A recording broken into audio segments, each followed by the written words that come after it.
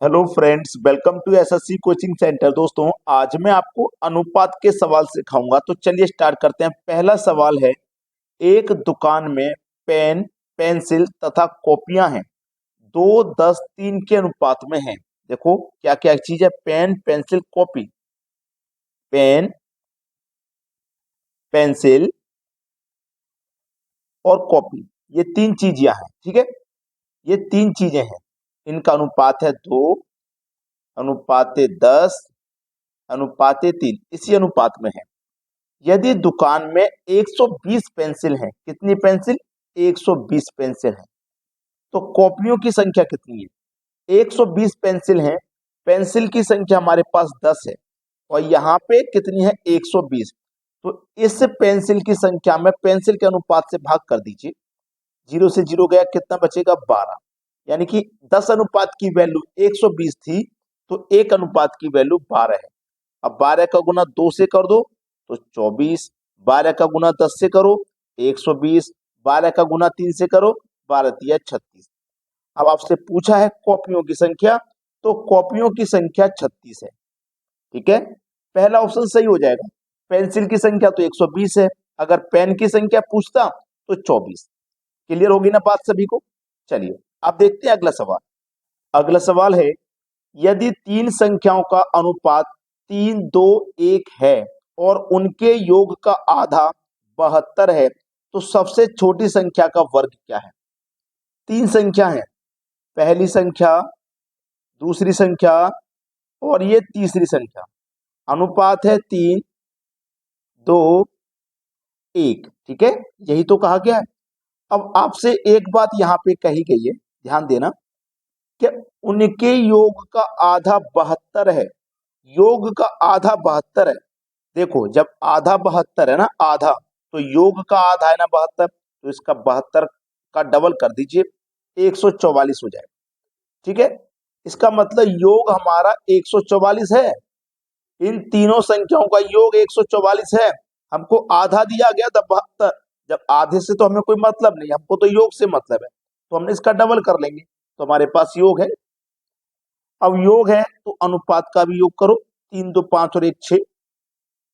इस योग में अनुपात के योग से कटाइए, भाग दीजिए। 6 दूनी का 12, 2 बचेगा 24, 6 चौको 24, 24 बार में कटेगा। सबसे छोटी संख्या का वर्ग, जो अनुपात में सबसे छोटा है वही संख्या सबसे छोटी होगी। अनुपात में सबसे छोटा 1 है, 24 एक कम 24। सबसे छोटी संख्या का वर्ग करिए, मतलब 24 का वर्ग करिए, और 24 का वर्ग होता है 576। अब 576 किस ऑप्शन में है? 576 आपके डी ऑप्शन में। सभी को समझ में आ गया? अब देखते हैं अगला सवाल। अगला सवाल है, तीन संख्याओं का अनुपात 2, 3, 5 है। यदि तीनों संख्याओं का योग 275 है, तो तीनों संख्याओं में से सबसे बड़ी संख्या क्या है? तीन संख्याएं, पहली संख्या, दूसरी संख्या और तीसरी संख्या। अनुपात है 2, 3 और 5। यही तो अनुपात है। चलिए, योग दिया गया है 275। जब योग है तो अनुपात का भी योग करो। 5 और 3 8 और 2 10। इस योग में अनुपात के योग से भाग करिए। 1 0 है तो एक संख्या बाद दशमलव लगेगा, मतलब 27.5 हो जाएगा। ठीक है, एक अनुपात की वैल्यू। क्लियर? अब सबसे बड़ी संख्या क्या है? देखो, सबसे बड़ा जो अनुपात में होगा वही सबसे बड़ी संख्या होगी। सबसे बड़ा है अनुपात में 5। सबसे बड़ा 5 है। 5 का गुना कर दो 27.5। ठीक है, तो 5 पचे 25 का 5 हासिल लगे 2। दशमलव आ गया यहीं पे। 5 सत्ते 35, 35 में हासिल के 2 जोड़ेंगे तो 37, हासिल के 3। 5 दूनी का 10, 10 में हासिल के 3 जोड़ो 13, तो 137.5। 137.5 यानी कि सी ऑप्शन आपके सवाल का बिल्कुल सही जवाब है। चलिए अब देखेंगे अगला सवाल। अगला प्रश्न है, तीन संख्याओं का अनुपात 2, 5, 7 है। यदि उनका गुणनफल 1890 है, तो तीनों संख्याओं का योग क्या है? देखो, पहली पहली संख्या, दूसरी संख्या और तीसरी संख्या। 2, 5 और 7 है। अगर मैं इसको 2x मान लूं, इसको 5x मान लूं, इसको 7x मान लूं, तो क्या इसके मान में कोई परिवर्तन आएगा? कोई परिवर्तन नहीं आएगा। अनुपात में सभी संख्याएं कट जाएंगी, यानी कि x x कट जाएगा अनुपात में। ठीक है, चलिए उनका गुणनफल है 1890। जब भी हमें गुणनफल दिया जाता है ना तो हम यहाँ पे x ले लेते हैं इसके साथ में, ठीक है। गुणनफल हमारे पास कितना है भाई, हमारे पास गुणन है 1890 गुणनफल, तो हमें अनुपात का भी गुणा करना पड़ेगा ना। 7 पंजे 35, 35 दूनी 70, 70 एक्स का गुना एक्स से होगा एक्स स्क्वायर, फिर एक्स से होगा एक्स क्यूब। 70 एक्स क्यूब की वैल्यू 1890 है, ठीक है। चलिए एक्स क्यूब 1890, 70 इधर आके बटे में आ जाएगा, यहाँ जीरो से गया जीरो, 7 से कटाओ, ये 27 बार में कट जाएगा 7 से, तो एक्स क्यूब बराबर 27, एक्स की पावर 3 बराबर 27। अब एक्स बराबर 27, ये क्यूब यानी कि 3 इधर आएगा तो इसके ऊपर क्यूब रूट का साइन लगेगा, तो 27 का क्यूब रूट करोगे आप तो कितना आएगा 3, तो इसका मान एक्स का मतलब आपका 3 है, एक्स का मान आपका 3, एक्स का।